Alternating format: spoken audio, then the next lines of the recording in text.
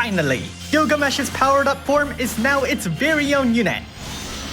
So, when will we get a sprite for Sephiroth, Emperor Vlad, Riser?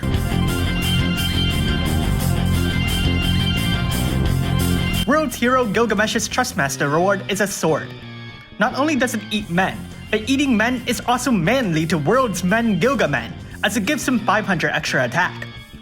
Unfortunately, equipping 2 does not give him double the attack boost, though if you'd like, you do get to eat men twice as well.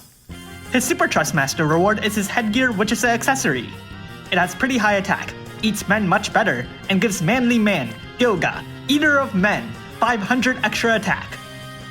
On to his active abilities. I haven't seen Provoke ever since Provoke 2 came to town.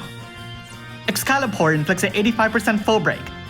Secret Sword Art, Naginata, deals weak damage to Chains of Tornado, and fills your team's limit burst gauges. Bursting Break inflicts an 80% full break on all enemies. Secret Sword Art, Genji Blade inflicts a 120% full imperil.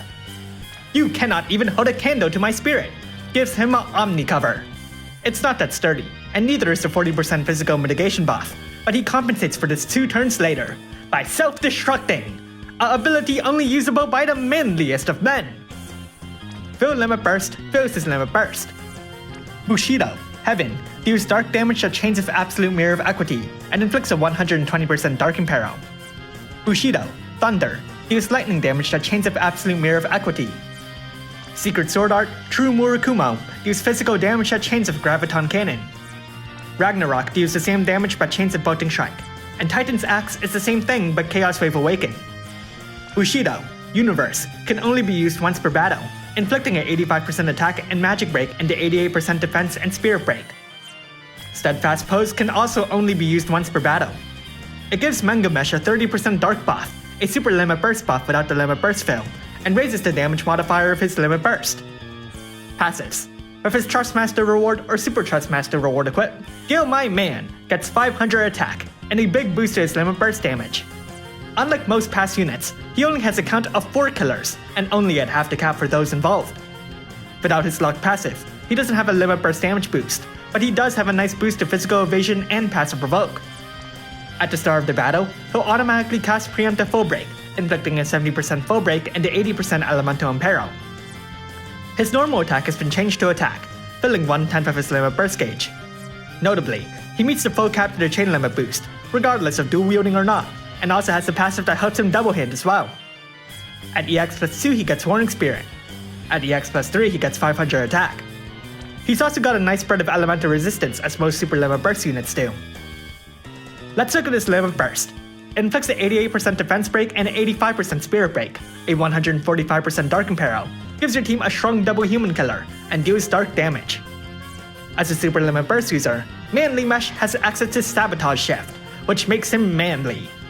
The Super Limit Burst inflicts an 85% attack and magic break, a 89% defense break, a 87% spirit break, a 160% dark imperil, gives your team a 160% double human killer, and deals more dark damage. Let's rank Brave abilities. It just raises damage. Time to make a damage rotation.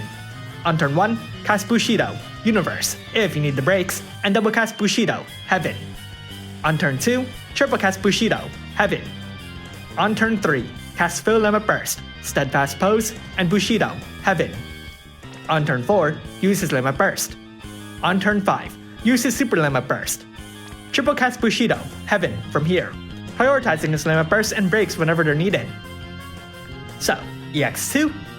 As a Super Limit Burst user, Manly automatically benefits from additional EX awakenings. An instant Limit Burst is cool and awesome, especially when starting off the battle with strong Imperos, though his Super Trustmaster reward is nothing to scoff at either. That's a big Man-Eater buff attached to it, and the high attack is a nice pairing. Of course, it's also best for Man-Eater Mesh here, what with that extra attack boost. EX plus 3 is just stats, and gives him perfect coverage for his buffs and debuffs, but is also expensive, as expected of the men's man, Ode McManly. So how good is Mr. Man? As a debuffer, he's the best Dark Breaker in the game. His breaks are pretty good too, though being Japan means being eternally behind the 90% crown. Being Japan also means being element locked, and Dark Command here is locked to dark. His chaining flexibility is kind of shot in the foot from this, as despite those chain families, he's clearly suited for dark teams. Of course, it's possible for other teams to benefit, as the breaks and human killers are also shrunk, but it's a shrunk dark break that truly sets Gilgadark apart. But as you might be able to tell, it's certainly not his damage that sets him apart, as his damage modifiers aren't that great, so he'll rarely be your main carry. Aside from debuffs and Murder though, Murder Main has two smaller aspects, serving as a limit burst battery and a not very good Omni tank. These are things that may see potential use, though at that point we're stretching things a bit thin. Thanks for watching, and if you liked this video, leave a like and subscribe. Comment below if you summon World's Hero Gilgamesh. By the way, his vision card isn't great.